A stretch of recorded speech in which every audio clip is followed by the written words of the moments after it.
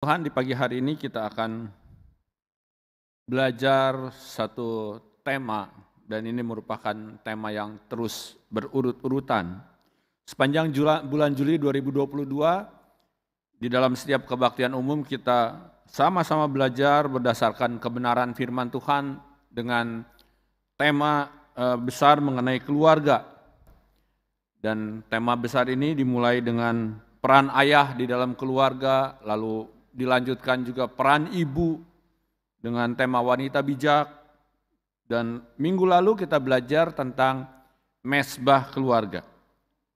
Nah, hari ini kita akan bersama-sama belajar dengan tema keluarga yang beribadah, lalu minggu depan tema keluarga ini akan ditutup dengan membangun kepedulian sosial dalam diri anak. Jemaat Tuhan, di dalam kita belajar tema keluarga yang beribadah ini, mari saya mengundang kita untuk boleh membaca bagian firman Tuhan dari Yosua 24 ayatnya yang ke-15. Kalau Bapak Ibu membawa Alkitab atau di dalam alat komunikasinya ada Alkitab, mari membuka bersama-sama Yosua 24 ayatnya yang ke-15.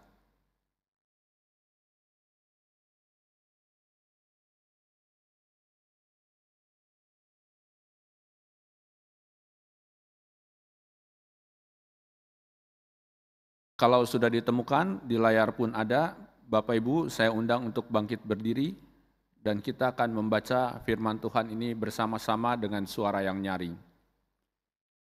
Mari membaca bersama-sama Yosua 24 ayatnya yang ke-15. Tetapi jika kamu anggap tidak baik untuk beribadah kepada Tuhan, pilihlah pada hari ini kepada siapa kamu akan beribadah. Allah yang kepadanya nenek moyangmu beribadah di seberang sungai Efrat, atau Allah orang Amori yang negerinya kamu diami ini. Tetapi aku dan seisi rumahku, kami akan beribadah kepada Tuhan. Puji Tuhan. Silakan untuk duduk kembali.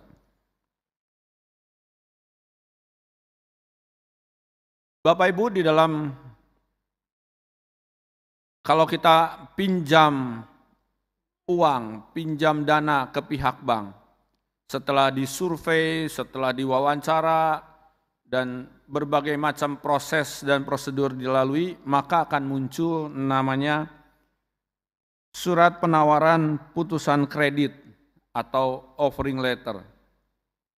Nah, di dalam surat ini, di dalam offering letter ini isinya macam-macam. Ada identitas dari peminjam dana. Kalau suami istri, nama suami istri itu ada. Lalu ada jumlah kredit yang disetujui. Lalu ada suku bunganya dijelaskan juga. Lalu ada cicilan per bulannya. Dan setelah itu, nah ini yang panjang berhalaman-halaman, ada syaratnya. Dan ditulisnya kecil-kecil sekali. Udah berhalaman-halaman, tulisannya kecil-kecil. Lalu udah gitu suruh tanda tangan. Waktu tanda tangan juga udah malas mungkin bacanya ya, karena tulisannya sangat kecil. Jadi ya tanda tangan saja begitu. Padahal di dalam setelah identitas dan sebagainya, offering letter itu yang isinya syarat-syarat itu sebetulnya yang penting. Nah, berarti dapat disimpulkan bahwa offering letter ini merupakan perjanjian antara pihak bank dengan peminjam. Nah, hari ini berdasarkan Yosua 24 ayat 15 tadi, kita akan belajar mengenai perjanjian. Perjanjian yang dibuat oleh Yosua, perjanjian yang dikomitmenkan oleh Yosua. Bapak Ibu, ketika Yosua berjanji, Yosua tidak ngajak berjanji sendirian, tetapi dia menghimpun umatnya, menghimpun orang-orang Israel, dan memperbaharui komitmen itu dengan mengatakan demikian. Yosua 24 ayat 22, kamulah saksi terhadap kamu sendiri bahwa kamu telah memilih Tuhan untuk beribadah kepadanya. Jadi waktu Yosua tadi menyampaikan bahwa Yosua dengan seisi rumahnya itu akan beribadah kepada Tuhan, orang Israel juga mengatakan, ya kami juga akan beribadah kepada Tuhan. Maka Yosua mengatakan, ya ini yang menjadi saksi bukan siapa-siapa ya, tetapi kamu sendiri yang menjadi saksi. Umat Israel sendiri yang menjadi saksi. Dan orang Israel itu langsung menjawab di bagian terakhir di ayat 22 tadi, betul, kami ini saksinya. Jangan ragukan. Bapak Ibu, ketika semua proses itu sudah terjadi, Yosua lalu mendirikan batu peringatan. Di ayat 26 dikatakan, Yosua menulis semuanya itu dalam kitab hukum Allah. Lalu ia mengambil batu yang besar dan mendirikannya di sana, di bawah pohon besar, di tempat kudus besar Tuhan. Perjanjiannya ditulis dalam kitab hukum Allah. Dan dalam kitab hukum Allah ini, di dalam tradisi atau di dalam sejarah orang-orang Israel, apa yang dituliskan Yosua ini disimpan di samping tabut perjanjian. Tetapi selain itu Yosua juga mendirikan batu peringatan. Supaya apa? Supaya orang-orang ketika atau umat Israel ketika lewat tempat itu, ketika kembali ke tempat itu, mereka melihat, mereka ingat, oh ada perjanjian, ada komitmen yang pernah disampaikan oleh pemimpin mereka. Komitmennya apa? Komitmennya yaitu bahwa Yosua dengan seisi rumahnya akan beribadah kepada Tuhan. Bapak Ibu, ketika belajar bagian ini, ketika mendalami bagian ini, yang menarik adalah Sikem. Kenapa di Sikem? Kenapa Yosua tidak pilih tempat lain untuk berkomitmen? Yosua pilihnya adalah Sikem. Ada paling tidak ketika saya mempelajari bagian ini, ada dua fakta besar. Yang pertama, kenapa Yosua pilih Sikem? Yang pertama karena bapa leluhur yaitu Abraham untuk pertama kalinya mendapat janji dari Tuhan mengenai Kanaan, dan Abraham mendirikan mezbah yang pertama kali itu di Sikem. Itu Bapak Ibu bisa lihat, bisa pelajari di dalam Kejadian 12 ayat 6 dan 7. Lalu yang kedua, Yakub, anaknya Abraham, mendirikan mezbah juga dan mengajak keluarganya itu untuk membuang semua berhala itu juga di Sikem. Bapak Ibu bisa memeriksa di dalam Kejadian 33 ayatnya yang ke-20. Nah sekarang giliran Yosua, ketika Yosua membuat janji pun, Yosua mendirikan batu peringatannya, menyatakan komitmennya di Sikem, mengikuti bapa leluhurnya. Sikem itu begitu penting. Bapak Ibu, Sikem itu begitu penting. Yosua tidak minta bangsa Israel itu membuat janji, membuat komitmennya tidak di Silo, tidak di tempat yang lain, tetapi di Sikem. Sikem yang begitu bersejarah. Abraham, Yakub, semua membuat komitmennya di Sikem.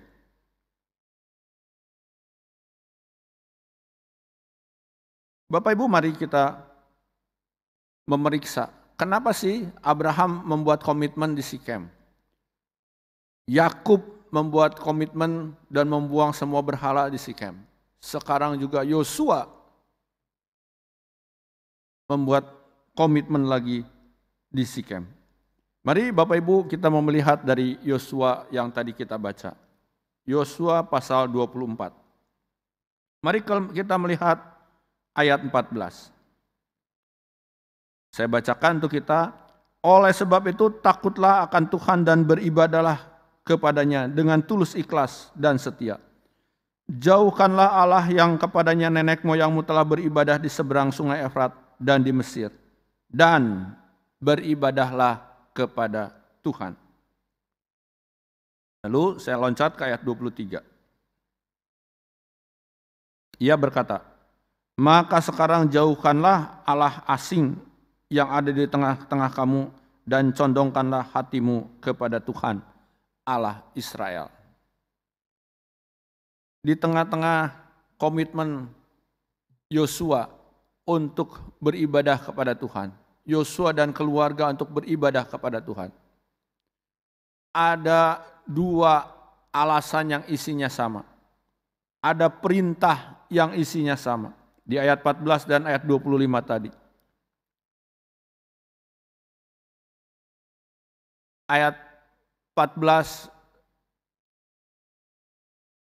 orang-orang itu diingatkan untuk membuang semua berhala. Jangan ikut lagi Allah yang disembah oleh nenek moyang mereka. Ayat 25 juga demikian.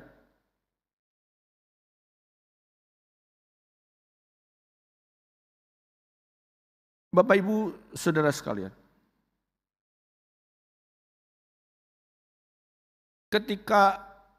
kenapa sih Yosua itu mengajak komitmen? Karena sebetulnya ketika kita memutuskan untuk beribadah, ketika Yosua memutuskan untuk menyembah Tuhan, maka harusnya keputusan itu dibuat dengan pengertian, dengan akal budi. Yosua mengajak bangsa Israel berkomitmen karena sebetulnya manusia cenderung mempunyai kebebasan. Bebas untuk memilih. Bebas untuk mau ikut siapa. Tetapi Allah juga mempunyai kehendak. Bahwa manusia itu, bahwa Tuhan itu sebetulnya menginginkan setiap kita juga beribadah kepada Tuhan. Di tengah-tengah posisi kita memiliki pemilihan bebas pilih ini dan itu, tetapi Tuhan sebetulnya menginginkan kita juga memutuskan untuk beribadah kepada Tuhan.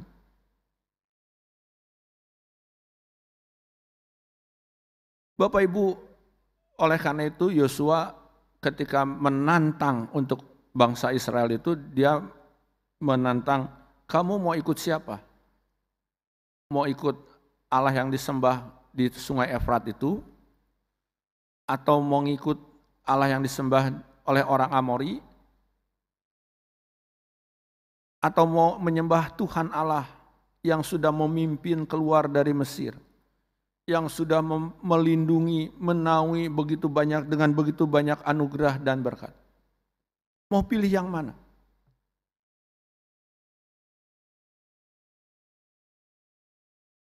Yosua menantang. Pilihlah pada hari ini. Kepada siapa kamu beribadah? Yosua sudah menantang. Mau ikut Allah yang disembah di sungai Efrat? Atau Allah orang Amori? Kenapa itu disebut di dalam Alkitab? Karena ada pengalaman-pengalaman bangsa Israel ketika menyembah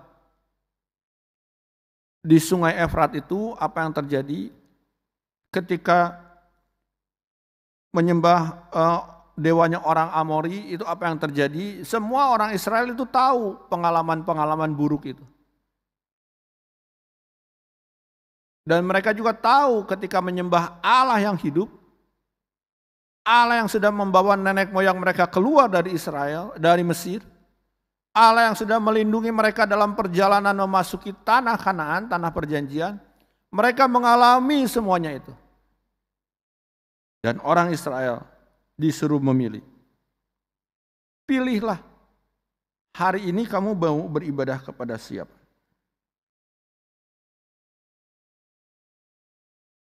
Yosua membuat keputusan. Aku dan seisi rumahku, kami akan beribadah kepada Tuhan. Di tengah-tengah hiruk pikuknya masa mungkin ya, sedemikian banyak, Yosua dengan lantang mengatakan, "Aku dan seisi rumahku akan beribadah kepada Tuhan."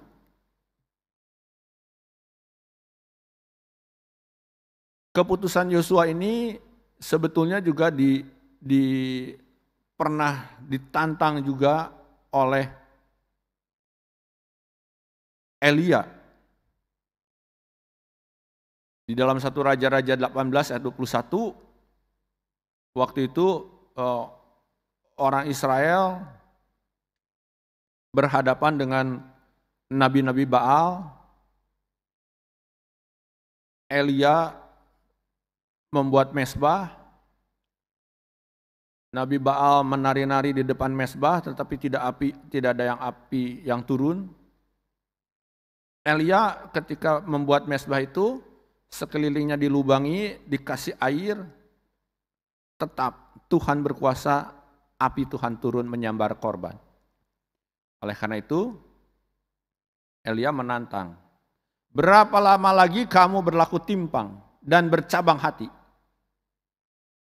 Kalau Tuhan itu Allah, ikutilah dia. Dan kalau Baal, ikutilah dia."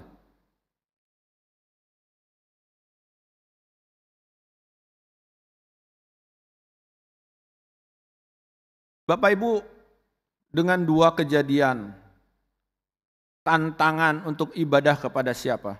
Yang ditantang oleh Yosua, yang ditantang oleh Elia. Mari kita melihat, biarlah kehendak Allah itu yang ingin menjadikan ibadah itu sebagai pilihan. Mari laksanakan dengan penuh kesadaran dan kesungguhan. Contohnya begini. Ini mohon maaf, bukan untuk menyinggung begitu. Hari ini Bapak Ibu ada di ruangan ini. Saya bicara yang ada di ruangan ini. Mungkin tim Asyir juga sudah hitung. Yang hadir ini sudah berapa nih tim Asyir nih? Ada 100 berapa Pak Andreas?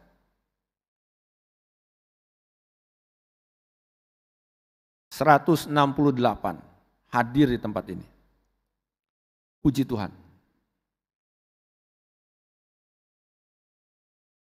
Semakin hari, minggu, semakin banyak yang hadir di tempat ibadah ini. Hari ini 168. Untuk memutuskan hadir di tempat ini, tentu Bapak Ibu bergumul sebelumnya. Mau datang enggak ya? Datang enggak ya? Datang enggak ya? Nanti kalau di samping saya sakit bagaimana? Nanti apa? Nanti ini, nanti itu, nanti wah, segala macam pertimbangan dipikirkan. Bapak Ibu, seperti apa yang saya tuliskan di dalam slide ini. Ketika datang ibadah, ini merupakan pilihan yang harus dilaksanakan dengan sadar dan sungguh-sungguh. Artinya seperti yang tadi juga disampaikan. Datang ibadah itu bukan hanya untuk rutinitas, bukan. Tetapi beribadah itu kita harus sungguh-sungguh. Ketika kita bersama-sama menyanyi, memuji Tuhan, kita juga bersungguh-sungguh menyanyi. Ketika kita datang mengakui dosa dan pelanggaran, kita juga sungguh-sungguh datang dengan segala kerendahan hati. Ketika kita mendengarkan firman Tuhan, kita juga sungguh-sungguh mendengar firman Tuhan. Dan melakukan firman itu di dalam kehidupan kita setiap hari.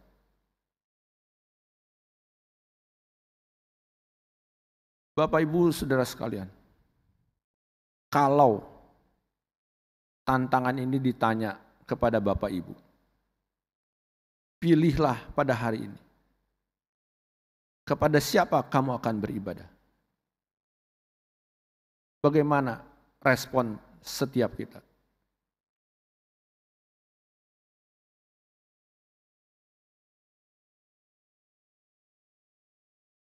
Apakah kita mengikuti keputusan yang benar atau akan ikut keputusan yang salah?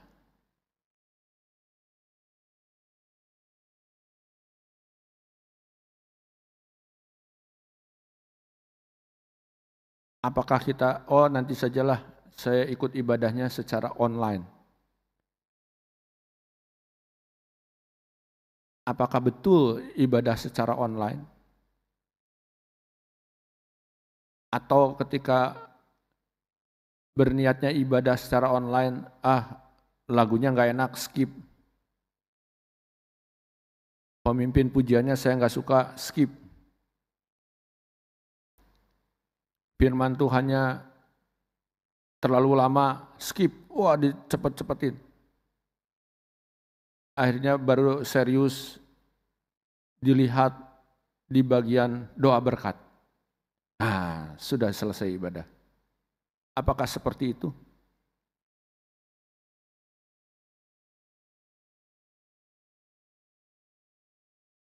Mari Bapak Ibu,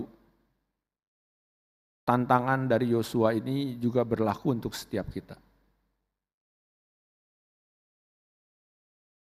Bapak Ibu ditantang. Kepada siapa akan beribadah? Ini mohon maaf. Di dalam konteks budaya di Kota Makassar. Seringkali juga saya menyaksikan banyak yang bercabang. Mohon maaf sekali. Betul datang ke gereja, betul ikut persekutuan-persekutuan, di kelompok-kelompok doa.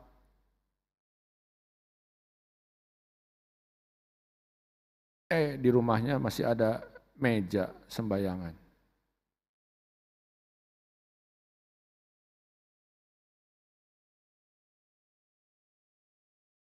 Mari Bapak Ibu membuat keputusan. Kepada siapa engkau akan beribadah? Bapak Ibu, keputusan yang diambil Yosua itu bukan berlaku untuk dirinya sendiri. Tadi Yosua menyampaikan, aku dan seisi rumahku akan beribadah kepada Tuhan. Keputusan Yosua itu berlaku untuk istrinya, untuk anak-anaknya, untuk hamba-hambanya. Hamba-hambanya itu maksudnya orang-orang yang ada di bawah pengaruh Yosua. Para bujangnya lah, para pengawalnya lah, atau siapapun yang di bawah tanggung jawabnya. Itu yang menjadi ingat-ingatan bagi kita. Keputusan Yosua itu berlaku untuk seisi rumah.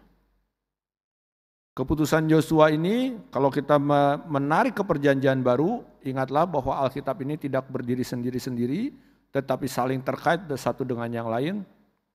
Di dalam 1 Timotius 3 ayat 4 dan 5 dikatakan, seorang kepala keluarga yang baik disegani dan dihormati oleh anak-anaknya.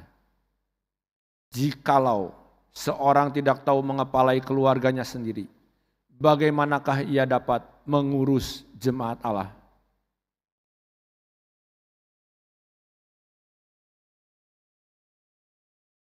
Bapak, Ibu, saudara sekalian, saya bukan mau membeda-bedakan gender, bukan mau merendahkan gender tertentu. Tetapi di dalam Alkitab yang kita pegang masing-masing. Alkitab kita itu menekankan kepala keluarga. Ayah sebagai kepala keluarga. Oleh karena itu, mari para ayah. Bagaimana para ayah bisa berkomitmen di hadapan Tuhan? Mau beribadah kepada Allah. Penting sekali para ayah berkomitmen.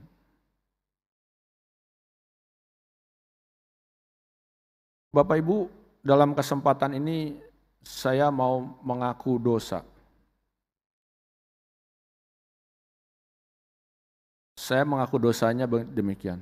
Saya melanggar apa yang dilarang oleh ayah saya almarhum. Papa saya sudah meninggal.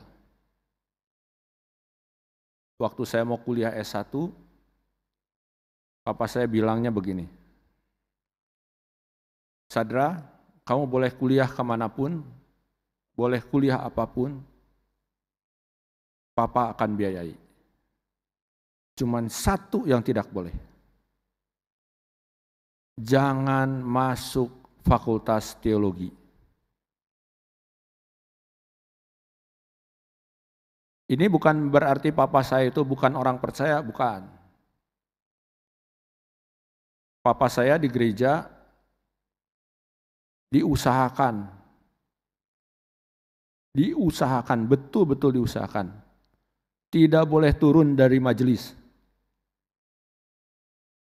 Jadi kalau majelis kan ada sama seperti di kita, majelis ada periodenya, 3 tahunkah atau 2 tahunkah, dan boleh dipilih 2 kali periode. Periode berikutnya harus berhenti karena habis waktunya. Majelis waktu itu bikin ada panitia ad hoc, harus ikut rapat majelis selalu. Papa saya ketuanya, selalu begitu. Pesan papa saya yang saya langgar itu satu. Jangan sekolah teologi. Makanya saya ambil keputusan untuk masuk sekolah Alkitab jauh setelah papa meninggal. Saya masuk sekolah Alkitab di usia 40 tahun.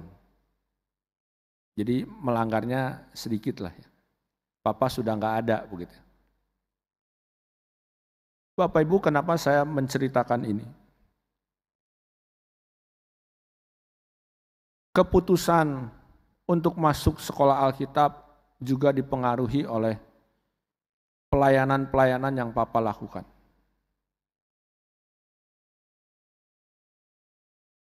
Papa saya memberikan teladan bagaimana hidup sebagai seorang pelayan Tuhan.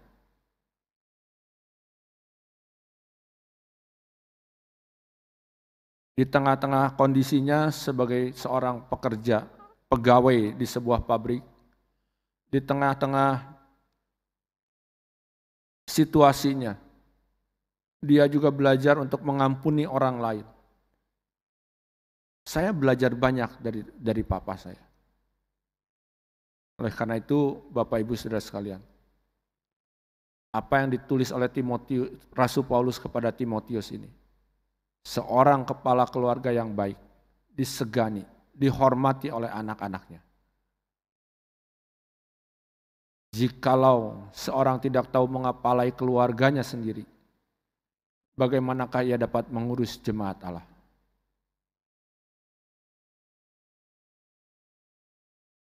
Ketika saya memutuskan untuk sekolah Alkitab, keputusan ini bukan saya ambil sendirian.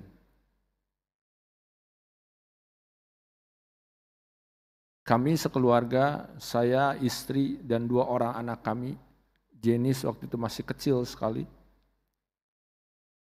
Kami berdoa sebelum ambil keputusan. Dan kami minta tanda dari Tuhan. Ini bagian daripada saya sebagai kepala keluarga harus dulu mengepalai keluarga sendiri sebelum memimpin jemaat.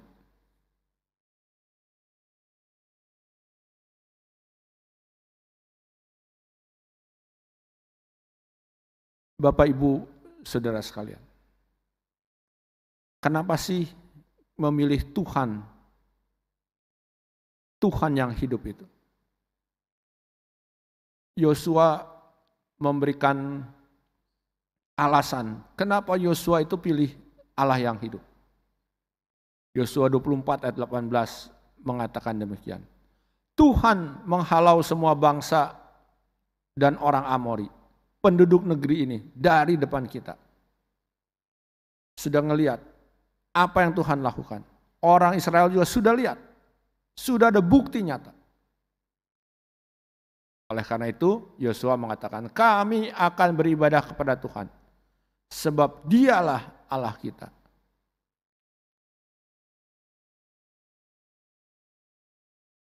Bapak Ibu Saudara sekalian,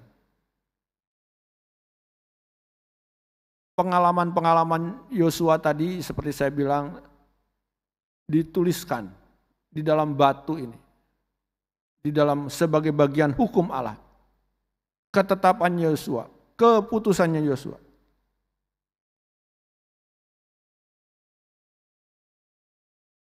Kembali ke pertanyaan tadi, kalau Bapak Ibu ditantang hari ini, apakah mau beribadah dengan sungguh-sungguh, dengan serius? Bagaimana jawaban dari Bapak Ibu?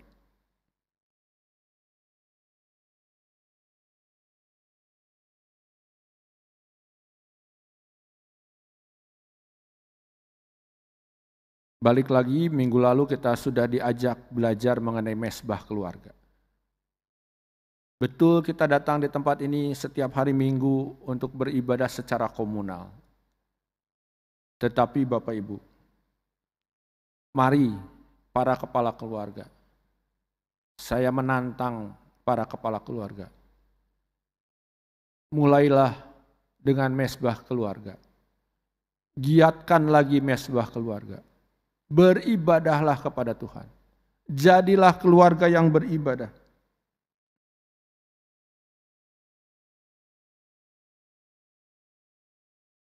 Kalau nyanyi di rumah nggak bisa menyanyi tuh, nggak ada yang main gitar. Bapak Ibu bisa memakai sarana yang ada. Sekarang ada banyak ujian di YouTube. Bapak Ibu bisa menyanyi dengan panduan dari lagu-lagu tersebut.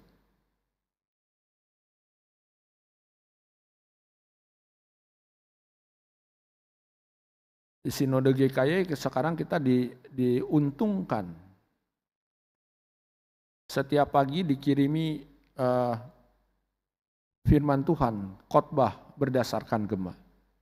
Itu juga kita bisa dengar bersama-sama di dalam keluarga. Mungkin sekali-sekali nanti para ayah boleh membaca firman Tuhan. Tentukan waktu untuk bersama-sama beribadah. Sekali lagi, anak-anak meneladani apa yang orang tuanya lakukan. Orang tua tidak suka ibadah, jangan harap anak bisa beribadah.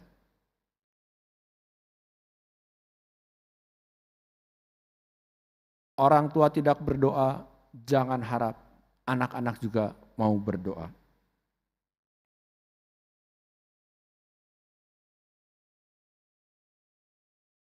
Mari Bapak Ibu Saudara sekalian, jadilah keluarga-keluarga yang beribadah. Mari kita berdoa.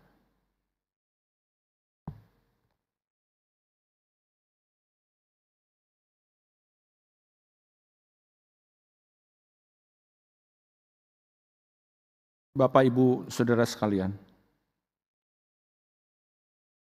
saya kembali mengulang pertanyaan ini. Pilihlah pada hari ini kepada siapa kamu beribadah.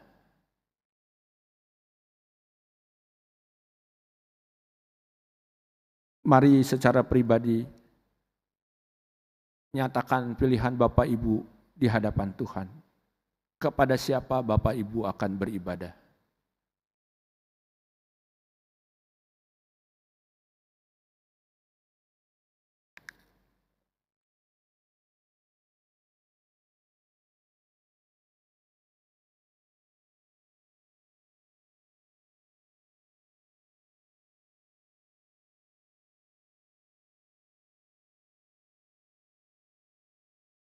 Pertanyaan yang kedua, kalau sudah memilih kepada siapa akan beribadah, sudah memutuskan kepada siapa akan beribadah, mari berkomitmen di hadapan Tuhan. Karena keputusan kepada siapa beribadah berlaku untuk seisi rumah. Kalau Bapak Ibu duduk bersama dengan keluarga, dengan suami dan istri,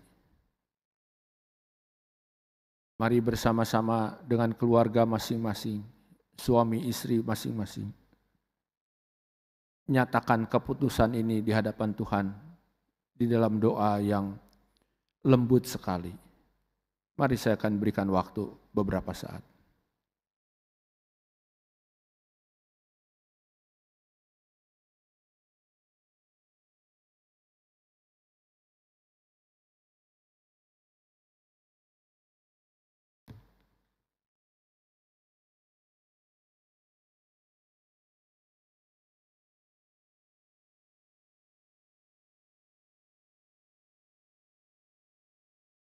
Bapa di dalam surga, firman sudah diberitakan. Dan jemaat-jemaat-Mu juga sudah menyatakan komitmen kepada siapa mereka akan beribadah. Dan biarlah juga keputusan bersama keluarga untuk beribadah kepada Engkau ya Tuhan Allah yang hidup.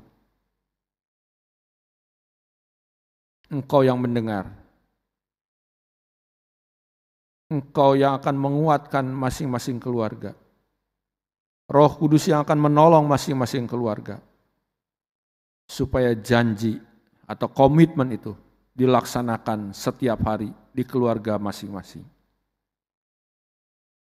Dalam nama Tuhan Yesus, kami berdoa. Amin.